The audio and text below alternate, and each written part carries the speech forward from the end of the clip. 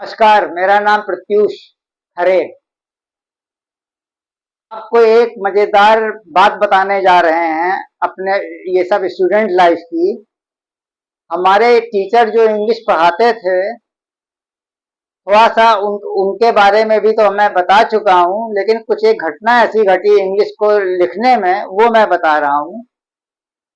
देखिए, उन लोगों ने हम लोग को एक राइटअप दिया था लिखने के लिए, घर से लिख के ले आना।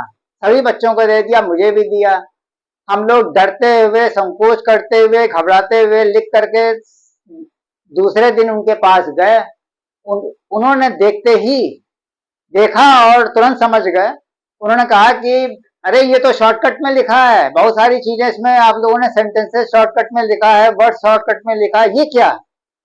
और उनका ये कमेंट जो है इतने इतने कटाक्ष भरा था, सटायर भरा था कि हम लोग एकदम घबराने लगे उस समय।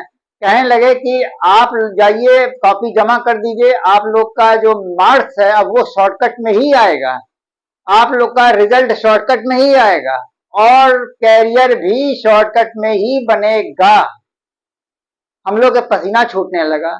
उस समय तो हम लोग क्लासरूम से बाहर आ गए उनको जो कॉपी जमा करके। और सेकेंड डे उन्होंने हम लोग की जो क्लास लिया है, हम लोग को जो वार्न किया है, उसके बारे में हम आपको बता देते हैं। एक प्रोवर्ब उन्होंने बताया, शुरुआत किया, there is no shortcut to success, do not write in shortcut method to convey messages. GM, good morning को जीएम, यू आर को शॉर्टकट में यू लेटर लिखा, आर लेटर लिखा, इससे जाने कितनी चीजें होंगी जो शॉर्टकट में होती हैं। वो उन्होंने वार्न किया कि अगर आप ऐसा करेंगे तो इस अधकचरे ज्ञान से आपके करियर पर दुष्प्रभाव पड़ सकता है, जरा गंभीरता से घर में जाके सोचिएगा। इस तरह टेंसेस नहीं सीख पाएंगे आप लोग, आप सही सेंटेंस बनाना नहीं सीख सकेंगे, स्पेलिंग मिस्टेक्स करेंगे, ग्रामर एरर होगी। जो आप लोग का सपना था कि मैं कंपटीशन में बैठूंगा, बड़े बड़े हम टॉप 10 में आना चाहते हैं, इंग्लिश हमारी बहुत अच्छी हो जानी चाहिए, हम दूसरों से अलग दिखना चाहते हैं, ये सब धराशायी हो जाएगा। और इतना ज्यादा आपका स्टम्बलिंग ब्लॉक कैरियर में हो जाएगा कि आप लोग सोच भी नहीं सकते।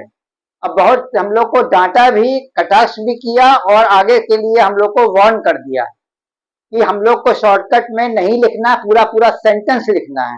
ये उनका जो एक खास बात थी, यही उनके अंदर चीज थी कि उन्होंने कभी भी हम लोग को गलत डायरेक्शन नहीं दिया, हमेशा उन्होंने डायरेक्शन सही दिया। इसलिए हम लोग थोड़ा सा कुछ काबिल हो गए। Thank you.